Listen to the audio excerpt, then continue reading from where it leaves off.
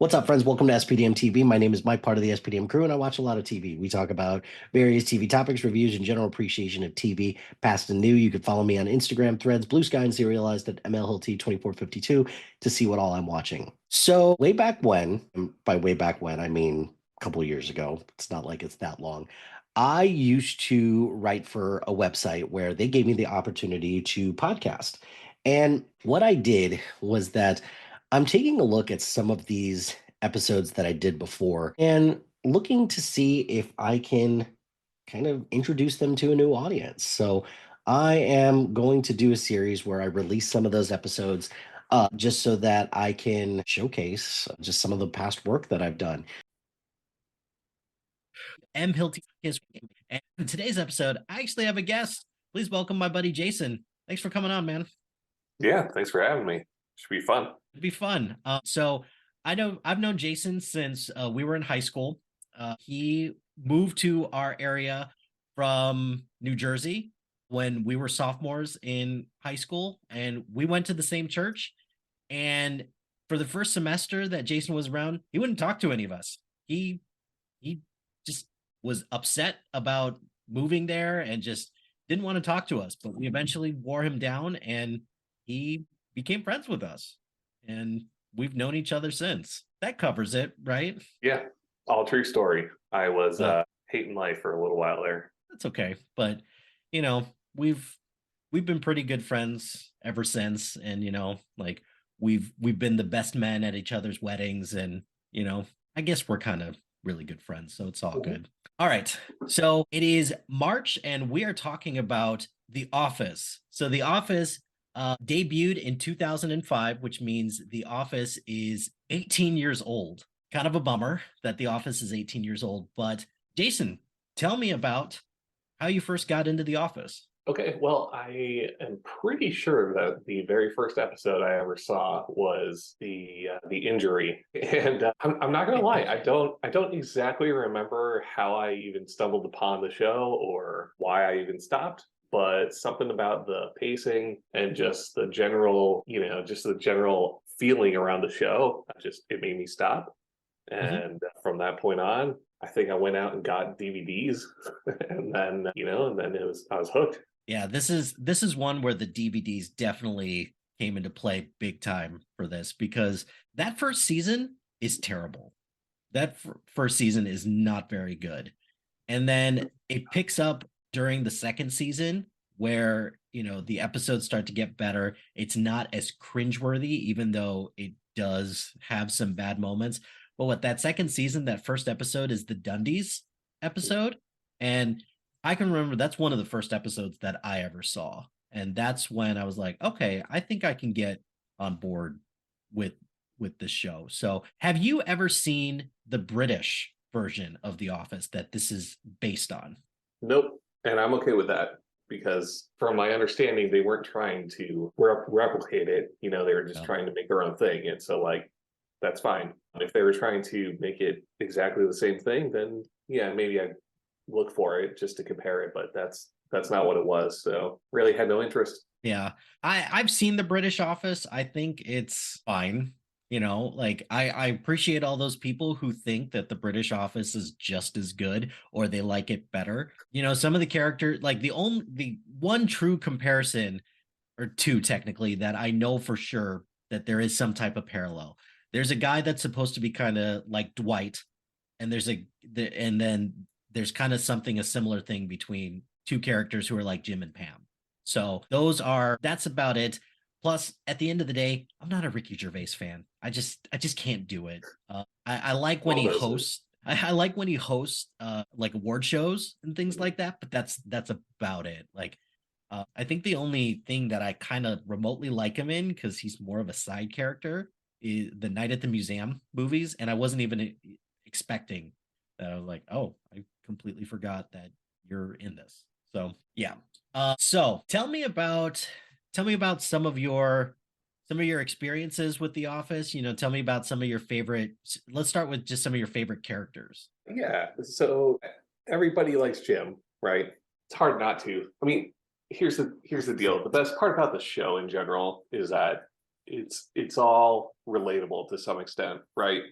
and it's relatable on many different layers. And so it's not just the situations that they're in or like a certain character, but it's sort of like bits and pieces of each character. You know, some of the scenarios that you're in, obviously exaggerated, but having said that, you know, I see a little bit of myself in the Jim character, a little bit in Dwight, even some in Stanley. You know, so you know, it's just that's the beauty of the whole thing, and I think that's what's given it, you know, its extended life beyond the canceling of the show. You know, and it's hard to sort of pinpoint a single thing that's made it successful, but I think that's what it is, in my opinion. Yeah, I think I would definitely have to agree with that. The overall relatability of the show, and plus also Jason works as a graphic designer. So he works primarily in the marketing department. So for him to have like a lot of relatability with a lot of these characters, because correct me if I'm wrong, there's nobody in the show that focuses on marketing, which leads you to believe it's like, how on earth does anybody, or how on earth did Dunder Mifflin paper get sold? But anyways, that's neither here nor there. Yeah. I have a large part of my career has been in sales, and I can tell you a lot of these things in sales do happen a lot.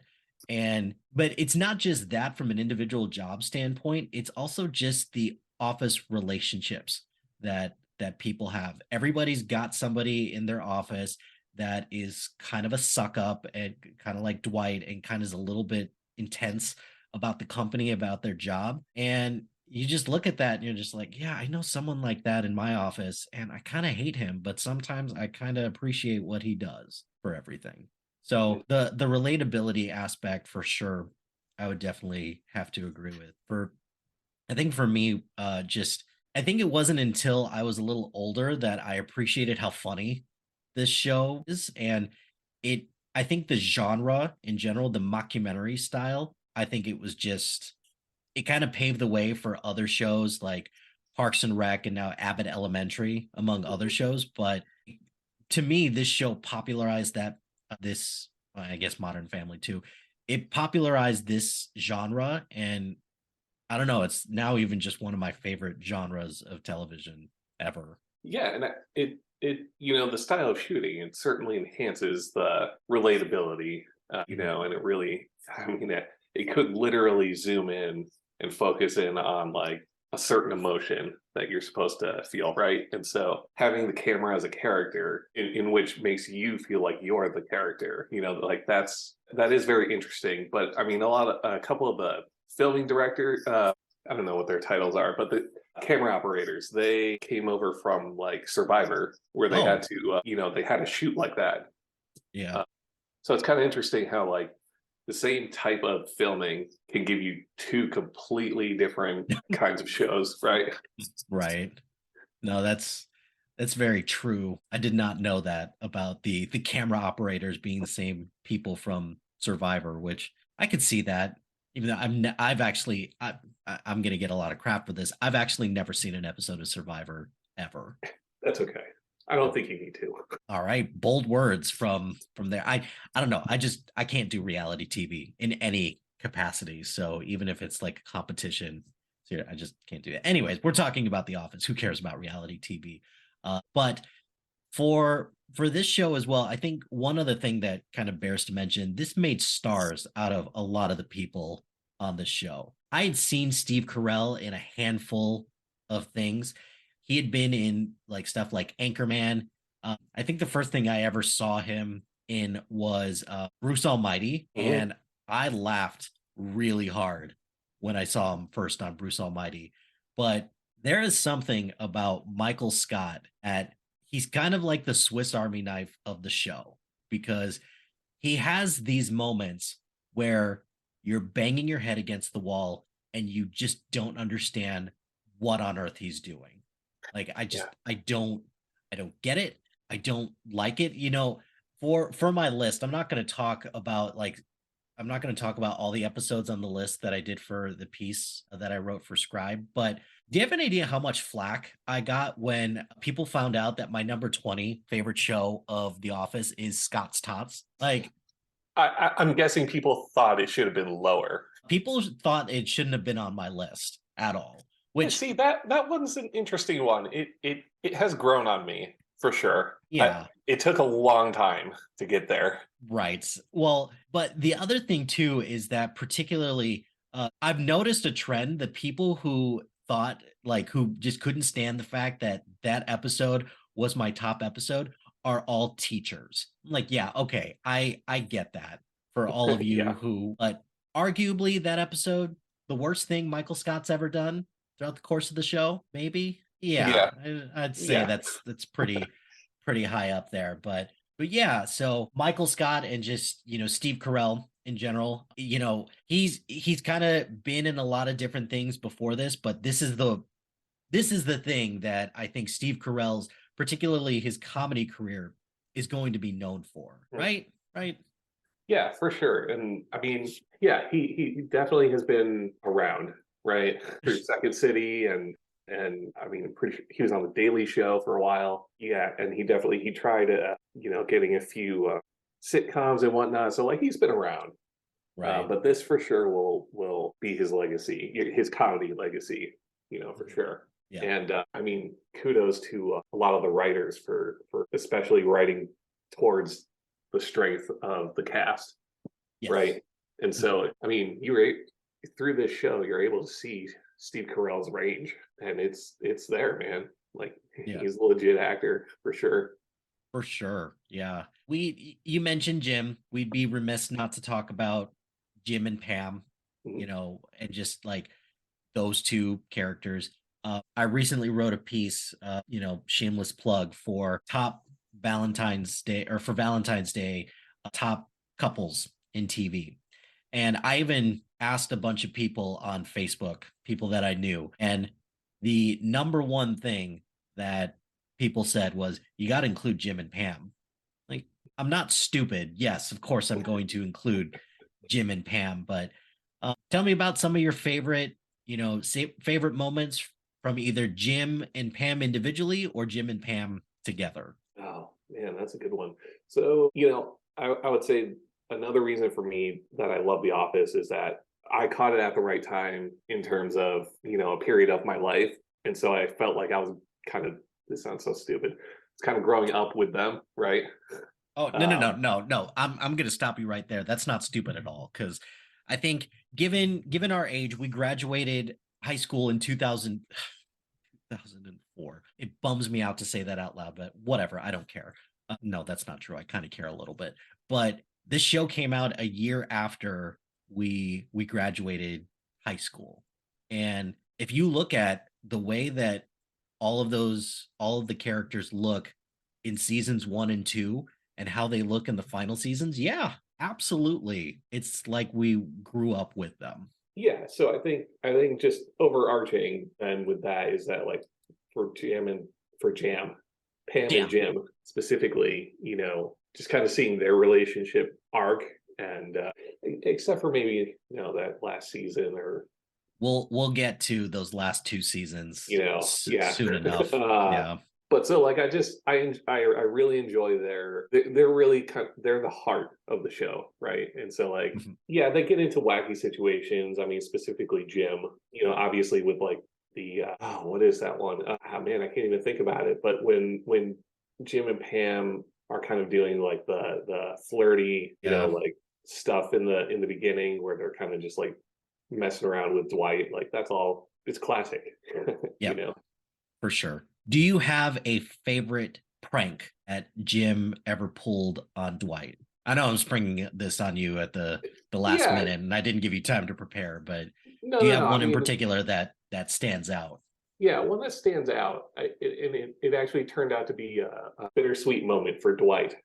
Is when Dunder Mifflin Infinity launched their ecom site, and he was battling against the computer, and then Pam is typing, like things like "You'll never beat me. I'm a computer," and then at the end, he was redeemed, and they see how much he was trying and like how much turmoil he was going through personally, and so they They let him conceded have to it. be.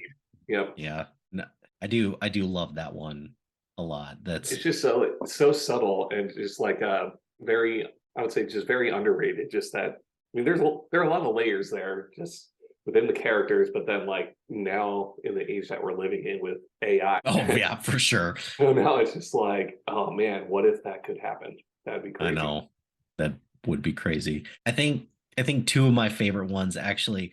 It's not so much a prank that Jim did to Dwight. It's actually the other way around, where at the Christmas party, which again, another thing that we'll get into is these legendary Christmas parties that they did for it's kind of like how Friends did a Thanksgiving episode every year.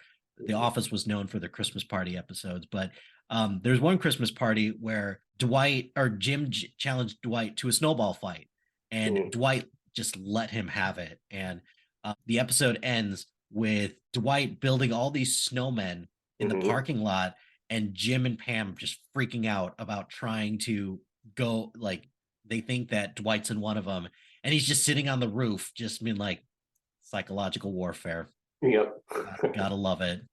I think that's one where Dwight got the upper hand, and I love that. But I think one where Jim kind of got the upper hand, or just this one's a smaller one. But when Randall Park guest starred as just Jim's stand-in, and he was just in there, and just acting like Jim, Yeah. and Dwight was like, "You're not.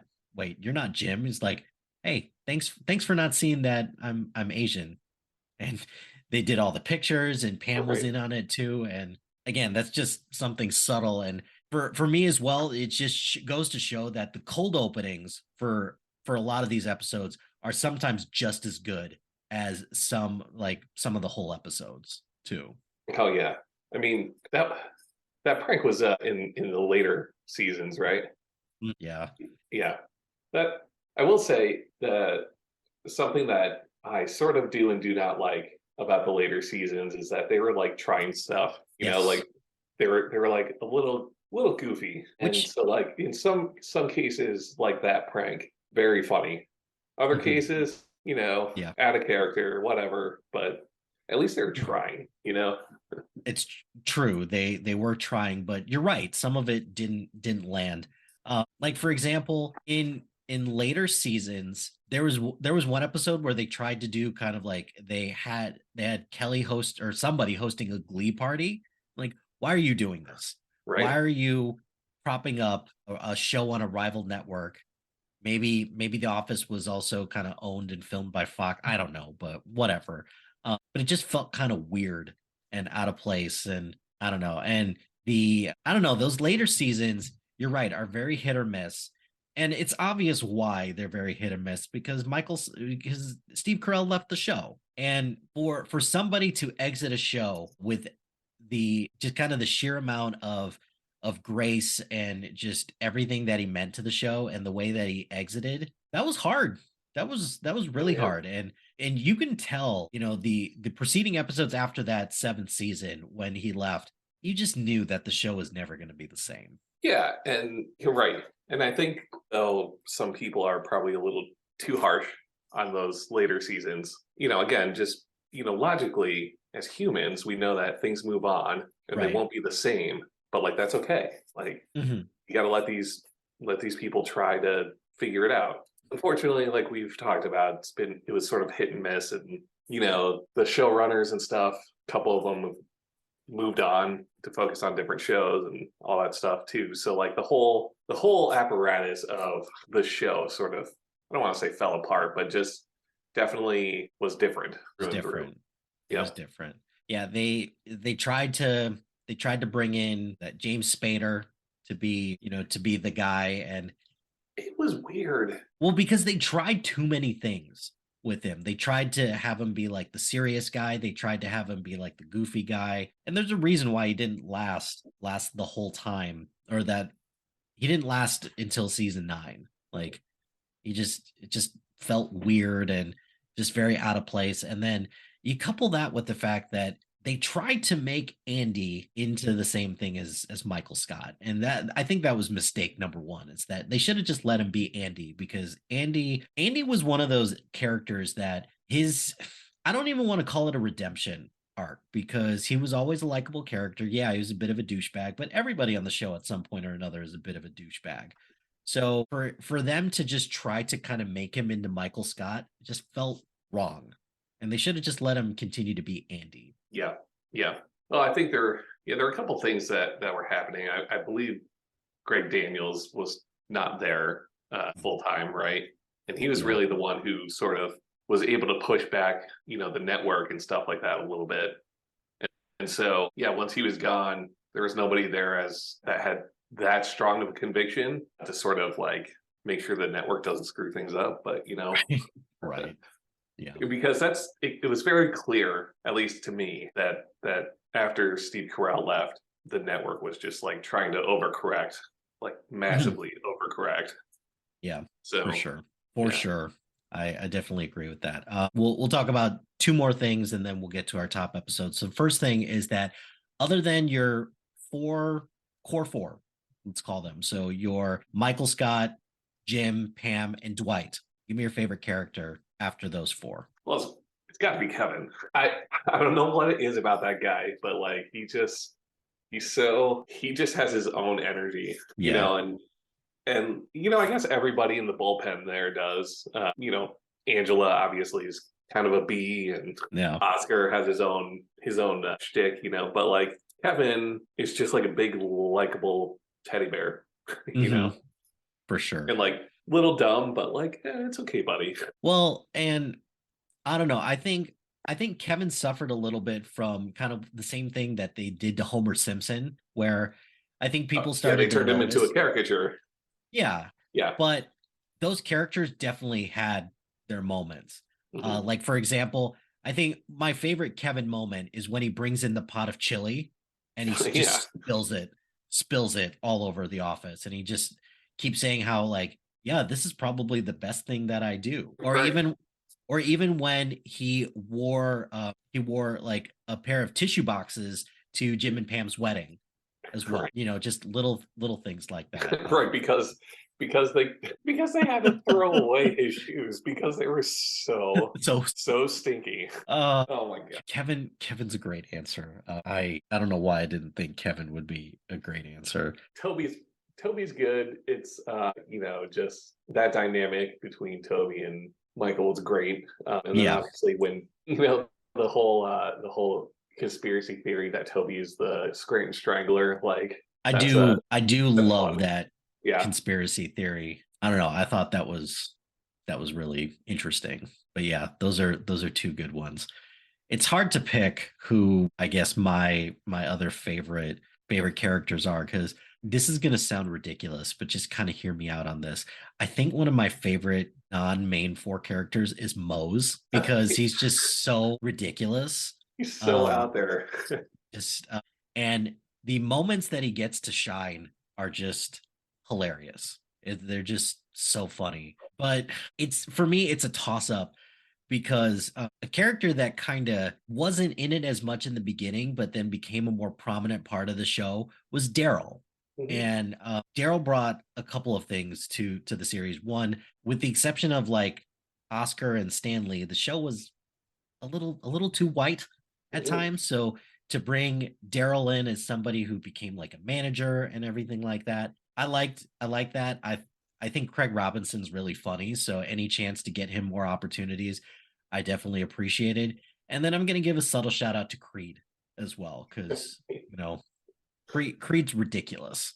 Uh, Thoughts. yes, that's Even for the internet, it's shocking. oh yeah, yeah, for sure. Like that's one of the best lines. That's one of my favorite lines that's been said throughout the whole series. It's just like, Mhm. wow, because the internet is very you can find anything on the internet. So Mm, it's gotta be that. right, right. Love it. Creed is funny. Um, That's a good one. He was not supposed to have a speaking role, no, no, it and wasn't. then he like I don't know if he messed up or like somebody filmed him speaking and then forgot to edit it out or something. But Mhm. and that was like early on, and so like they had to pay him, and they weren't planning on it. But that's how he sort of became a sort of regular or A semi-regular on the show. semi regular, yeah. Yeah, Wow, that's ridiculous, but you know. that also feels so just like Creed and everything like that. And I think I think that's the thing, you know, with the exception of Creed, because I think most people got a chance to at least shine in like a few episodes here and there. And there are some characters that became way more prominent as the show progressed. Like Angela got way more opportunities as soon as her relationship with Dwight started to revolve. And then she started, you know, messing around with a senator or state senator or whatever, and then all that. But I think that's one of the things that I really appreciate about the show is that they gave as it's a pretty large cast, and to give that many people time to shine, good for them. Good for them. Yeah, for Uh, sure. so so give me any of your final thoughts. You know, what's going to be your lasting legacy of The Office? What's you know, what are you going to remember the most about it? Yeah, I mean, like I said earlier, it's just it hit at the right time for me, and sort of figuring out how I should be working in an office, and having those types of jobs, and sort of being able to fall back on this TV show that is showing me, it's sort of reflecting back on me and in my life, just more exaggerated. And so it's just sort of a nice, sort of comforting TV show in that respect. And then, I mean, like you said, all the characters were able to shine in their own rights, and nothing was ever really, well, I don't want to say this, but nothing was really mismanaged in terms of the characters for a long time. uh, Right. and so it was just they felt like people and not just characters. For So sure. For sure. Yeah. The thing that stood out to me with what you just said is comfort. It's a comforting show. And that's something that I wholeheartedly agree with. I love the fact that it was on Netflix for a long time, but I got Peacock solely for The Office. Like I don't watch very many things on Peacock. Well, now I do because I review TV shows, but I don't watch a whole lot of stuff on Peacock that I don't have to review. And The Office is was the only show on there for a while.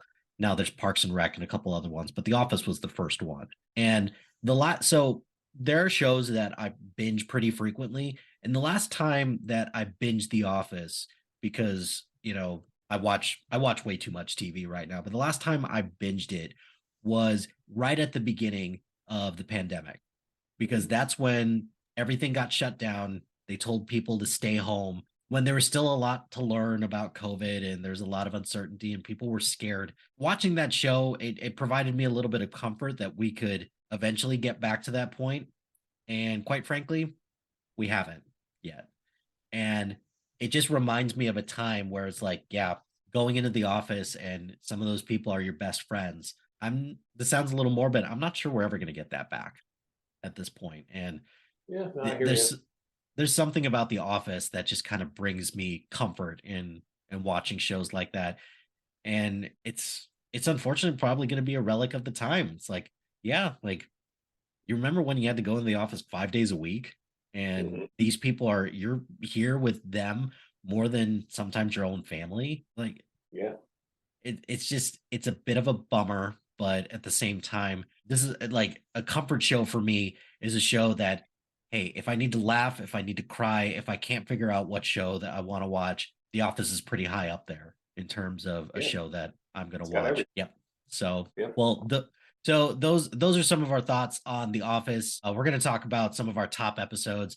I think Jason, you and I decided we're going to just talk about five, but for sure we could talk about we we could probably talk about way more, but let's just start with our five. So, just give me your number five and we'll talk about it for a second and then we'll kind of just go back and forth. Yeah, The Injury, season 2, episode 12. Because as I said earlier, I'm pretty sure that was the first one I ever saw, and so you got to keep it on the list. For sure. So, but it's such a funny situation to be in. Like the whole point, the whole reason Michael got injured because he grilled his foot on a Foreman grill because he wanted to have bacon in the morning, and so it just like, what on earth? Nobody does that. But one of the funniest things is that he has a talking head about it, and it the way that Steve Carell did this talking head made it seem like he had been asked this question 500 times and is like tired of saying the answer, because he's just Mhm. like, look, I want to wake up and have bacon in the morning.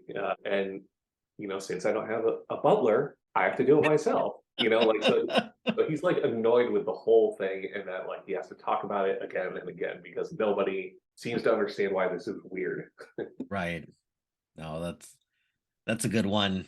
It didn't even make my top 20, but I do appreciate that one for sure. That's a good one. And I like the fact a sentimental pick for you. It's your introduction to it. So my number 5 is the dinner party episode.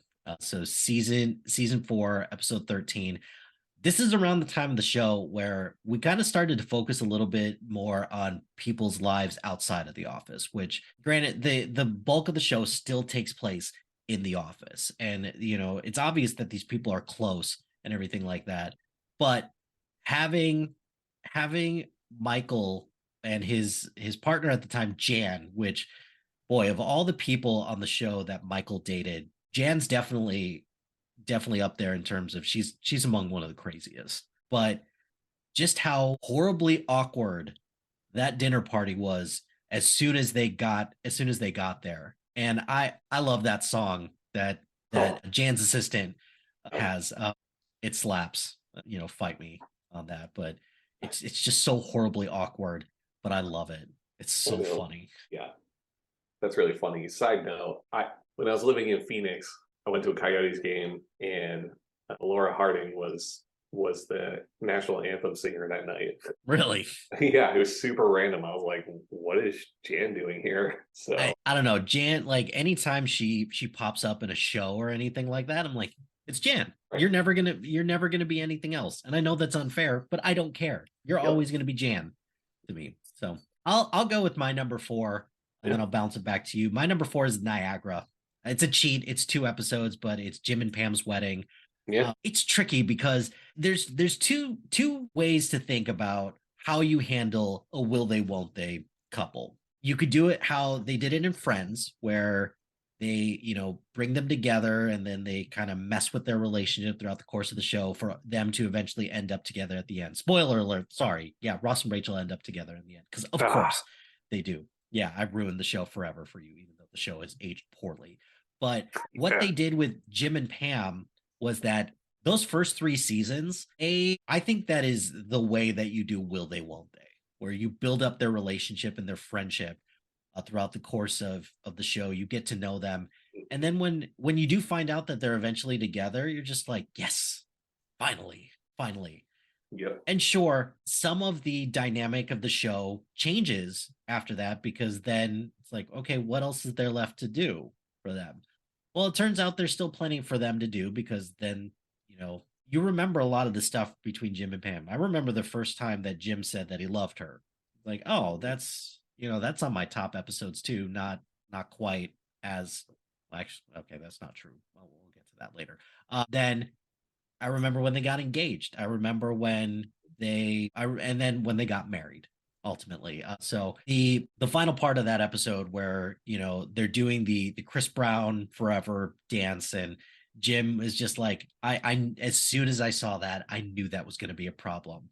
And just the way that he knew that something was going to get messed up, so he did something with just him and Pam. That was just great. Yeah, that was I debated on that as well. Yeah. Tried to keep all the sentimental stuff out of it, except for that first pick. Fair enough. Nah. All right. What's your number 4? Yeah, no, actually, my number 4 is Beach Games. That episode. That episode is so good. I think this was shot really well because again, the camera operators were sort of in their element, if you will, sort of a Survivor-esque show. And so it was that, and actually I had just to do some of my preparation for today, I listened to the Office Ladies podcast. Oh, nice. I re-listened to this episode, and they're saying that like it was a complete nightmare because they were trying to shoot so much and off site, and so they had to get so much of the episode done before the night fell, and then so it just like they were just scrambling the whole time. Right. But I don't think you could tell in the No. show. So it's good. The funniest part, obviously is when Andy falls into the lake, and And then he just Angela's just like, "I'm sorry, what do you want me to do? I can't. I don't understand what you're asking." And then House is just like, "You see where I am? Go find somebody and tell him that." right. And then she's just like, "I'm sorry, I don't understand," and walked away. I just some of the games in that are just really funny, and the stakes in that were really high because with Pam running across the coals of fire, that part was awesome. But then she it's as close to her admitting that she likes Jim as we were Yes. ever gonna get, Yeah. and it's awkward because I kind of thought Sure. Jim and Karen were a pretty great couple. I know. You know, To be fair, though, I was never really rooting for them. well, of course not. You're not rooting for them because Karen's the one that's getting in the way of Jim and Pam. But they definitely had their moments. They Yeah. definitely had their moments. But ultimately, yes, it was just an appetizer to what the main course was to finally get to Jim and Pam. So Yeah. And so that's probably actually the real reason, I guess, why it's so high up on there. yeah, Because it really was sort of it was sort of a galvanizing moment for those two. And then, Pam herself also just sort of, the one thing that really frustrates me about Pam and how they wrote her is that like she has so little confidence in herself. And then she shows these great glimpses of hope, but then retreats immediately right back to her old ways. Like throughout the whole, she does have a very steady incline through the series, but it's all that sort of one step forward, two steps back kind of thing. right. Well, just keep in mind that is literally every human out there. One step forward, two steps back. No, just me. Nope. All right, cool. No, like I don't know. I love that moment between Jim and Pam. It's great. But the thing I'm gonna remember about that for sure is the games aspect. Yeah, that Jim and Pam moment is gonna be important, but just them playing like doing these games on the beach is just really. And I think one last thing that I'll say about that, and then we'll move on to the next one, is that the fact that they had to they left Toby at the office because they're just like, yeah, Toby, you can't come, like you just can't. Again, just one of those little subtle things that they just keep building on. That yeah, Michael hates Toby. We get it, but it was still hilarious. That's funny. I actually kind of forgot about that. So, what's your number 3? Number 3, it's Goodbye, Michael. I can't put it at number 1, obviously, because you can't have a sad moment be the number 1 of a show. But it is pretty high up there on my list, obviously, because it was a proper send-off, and I kind of felt like I had everything I needed, and it still had its funny moments, and it was one of those. It's one of those where you just start to remember all the greatness that was the show, right? I don't necessarily think of it as an ending, of a chapter, but it's just like it helps remember all the great stuff that happened. Yeah. So and it felt good for to have Michael finally have his winning moment. Like he's getting everything he's always wanted, and he's the happiest he's ever been in the show. Like as sort of dumb as he is, it's really great to see him have that ending. For sure. We'll get to that because it's connected to kind of my number 3, actually. I think one of the things that I love about The Office the most, kind of just story and characters aside, their bloopers are hilarious. And conversely as well, for all of those people to be able to laugh together as much as they did, watching the behind the scenes of them like bawling when they have to say goodbye to Steve. It kind of is, it's a testament to show how close they were and just the chemistry that they all have together. But it's also a testament to Steve Carell as well. Like for him to, just have that impact on everybody. And look, we've all had that boss that's just like, I should be in charge of you. You're an idiot. But then also they show you from time to time, it's like, okay, that's why you're the manager. Okay, I get that. Because from that point forward, the show was never the same. And again, that's okay that it was never the same. But, and granted, season 6 and 7 were, the show was getting a little bit past its prime anyways. And then for Steve Carell to hang on as long as he did, it was a great way to send him off. And it kind of connects with my number 3, which is the garage sale episode. It's the one where he proposed to Holly. As far as marriage proposals go on TV, that one's pretty high up there, because his original idea was going to be horrendous. It was going to be absolutely horrendous. And then they find a way to have him rein it in. And if there's anyone that, you know, Michael and Holly are pretty perfect for each other, even though they're disgustingly annoying together at times. But for him to pull off that proposal with, you know, with everybody in the office, and then that's where you find out that, like, yeah, he's leaving. And that was like the beginning of the end, because then you have like his final Dundies, like, you know, them singing that song. And then I just, that line at the end of that one where they sing that song to him, he's just like, this is gonna hurt like a mother. Like, yeah, that you're saying something that all of us are thinking right now. But that when he proposed and when he said that he's leaving, that was just the beginning of the end. And it just emotions are stupid. So my number 2 is Office Olympics.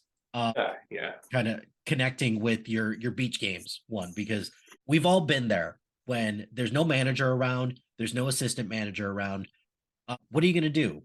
You're either going to be productive and have the best day of work, or you're going to dick around the office. And they, you know, that's what they did. And it was great, because we've all been there where, you know, you're just with a group of people and, you know, you just kind of mess around. And those are sometimes the best days to be at work. So that's why I love that one. That one's just, I just love that one. And it comes back. It's an episode that comes back pretty frequently for callbacks as well. It can, you know, like, hey, I still have my medal from that. It's like, that's cool. That's an episode so early on. That's season 2, episode 3. That's like literally, that means that they hadn't even reached 10 episodes yet. And for it to have that longevity, I think is really cool. Yeah, it's fair. That's a good pick. It's I would say that one feels very dated to me. Yeah, like more so than a lot of the other early episodes for some reason. And I can't quite pin it yet, but it feels dated because it is dated. You know, for sure. Obviously, but there's something about just like the whole thing that's just like, and then maybe it's even just the idea of Olympics. Like, you know, none of that works anymore. No one cares. Just no. You're bankrupting, you know, you're bankrupting your country, and just stop. Fair. That is completely fair. I'll give you that. Random tangent. It's okay. Whatever. What's your number 2? I have stress relief. Yeah. Oh. So for me, this is really like peak Office. And I mean, obviously the beginning, Dwight lights a friggin' fire, locks all the doors, and like everybody has to try to get out, right? And so it gets like super chaotic and everyone's losing their mind. Oscar jumps up into the ceiling, and then you got the famous Save Bandit, and Angela throws the cat up in the ceiling. Right down he comes on the other side. Oh my God. So like that's just classic. But then as everything settles down a little bit into the episode, just the fact that Michael starts to realize that like he's the reason that everybody is so stressful or stressed out, you know, it's just like, I don't know. It's one of those weird, funny growth moments that Michael has. And then the idea that, I don't know, the idea that another human can stress you out so much, like it it's crazy. Yeah.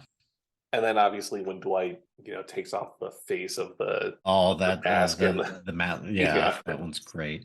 So like, there's just a lot of really funny stuff in it. Dare I say that's probably the best cold opening of any of the entire series. I think for me, a sentimental pick would be the one where they do parkour. Oh yeah, that one's pretty funny. I think that's just ridiculous, but that one is it just set a gold standard for what a cold opening could be. And I think the only show that kind of ever came to the heights of doing a cold opening really well is Brooklyn Nine-Nine. But even then, it's not nowhere near as good as or consistent as what The Office did. So yeah, that's a great pick. Anyways, what's your number 1? Dinner Party. Yeah, I just so this was like one of the first times, right, where you get to see life outside of the office. Yeah. But just the this was another one that I didn't particularly like when I first saw it. The first Mhm. couple of times, actually, it has definitely grown on me, obviously, to where it's one of my, I don't know, I put it on my top of the list right now. I Oh kind of yeah. waver every once Mhm. in a while, but like this one seems to be pretty consistent in terms of just the amount of crazy, the amount of really funny, so like they jam pack that episode with subtle jokes and like big jokes, and just the whole thing was boom, boom, boom, boom until it was over.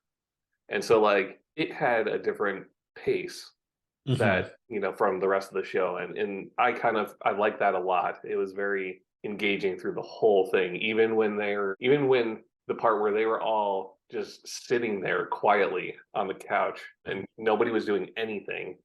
Like that was still hilarious because I don't know, we've all been to, you know, parties like that where it's just like, oh, well, now what?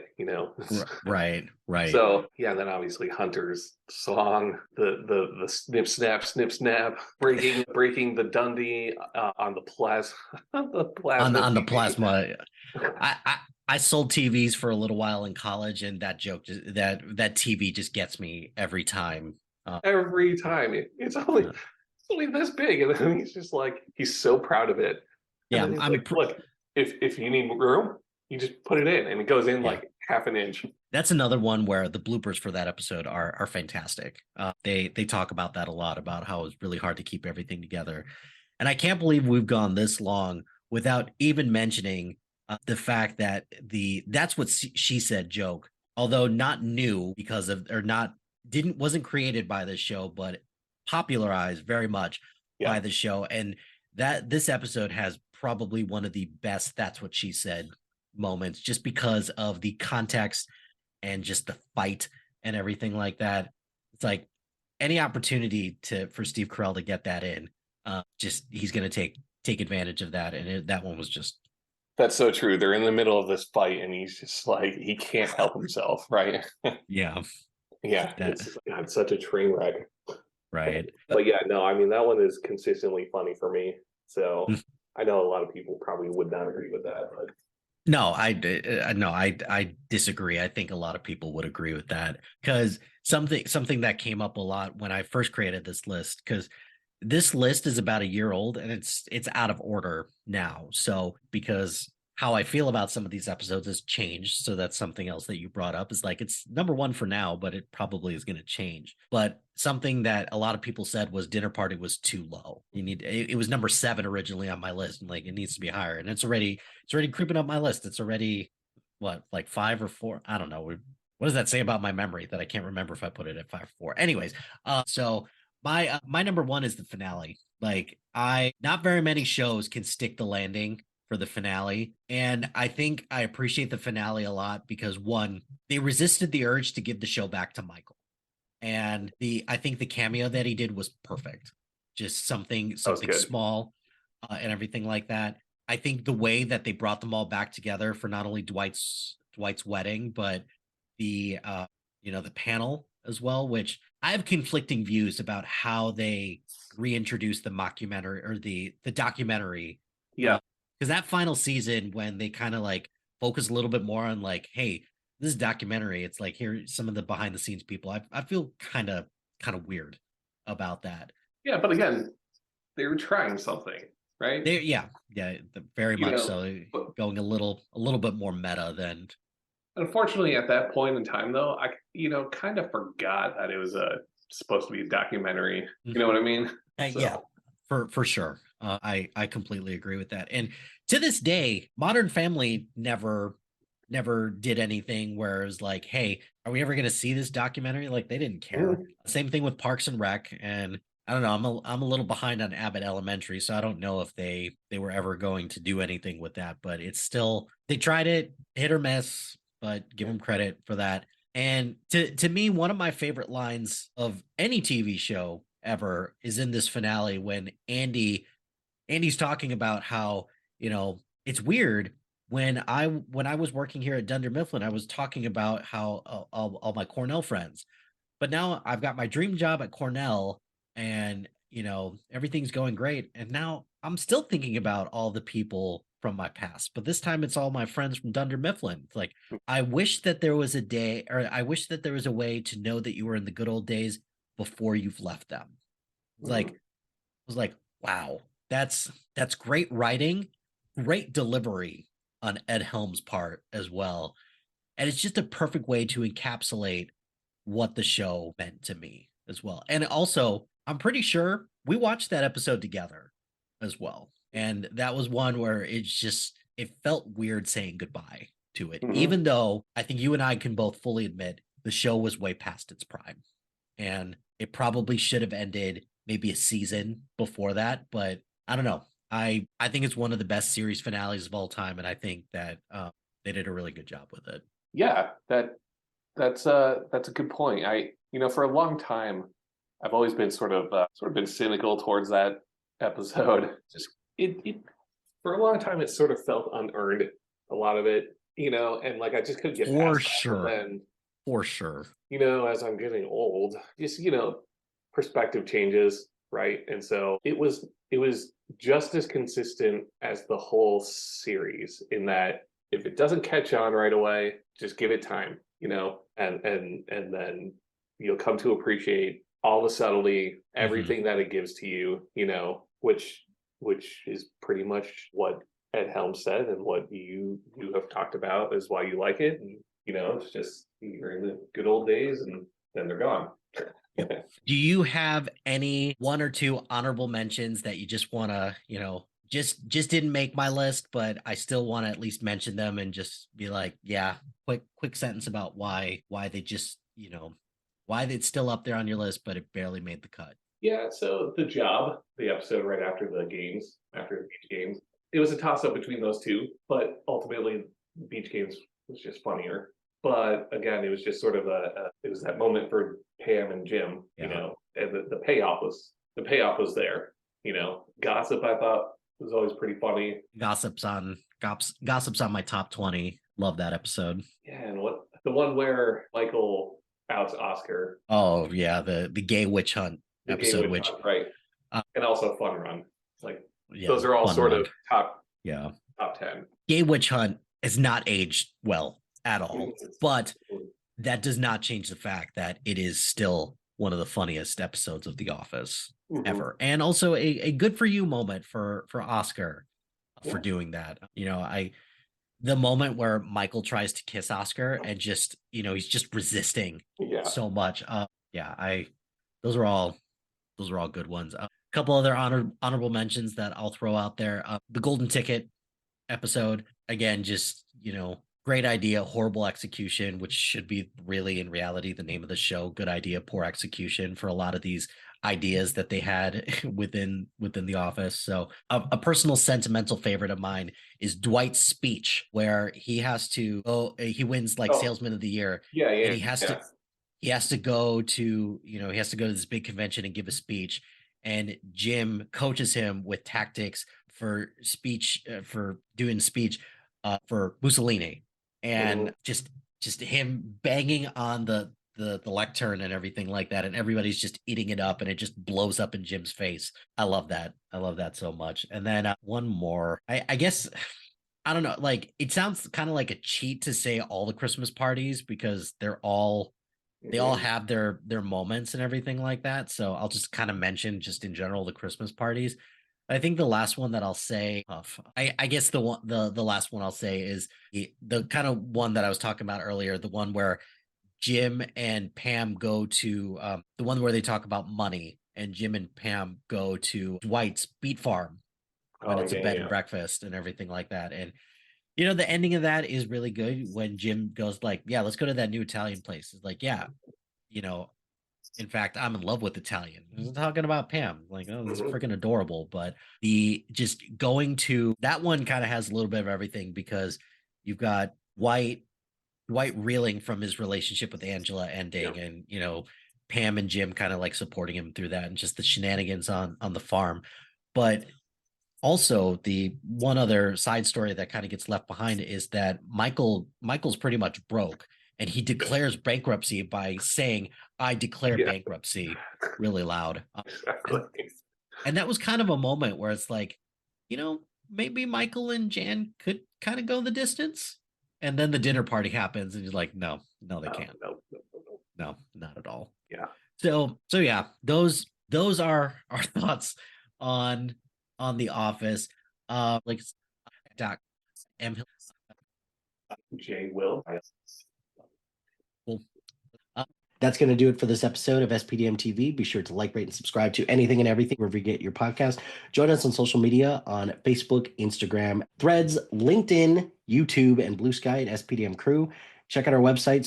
Check out our website at com. Shout out to HiFlyer Creative Studios for making our awesome logo. Greatly appreciate their support. And if you have any creative needs, contact them at HiFlyerCreative.com. Check out the other shows on our network. We've got a lot of great content on there, and I'm really proud of the work that everyone's doing. We've got a ton of different things that you could ask for. So check out the other shows on our network. And if you've got a podcast idea or you're interested in being part of the SPDM crew as a guest or collaborating, email us at gmail.com. Until next time, happy watching, friends.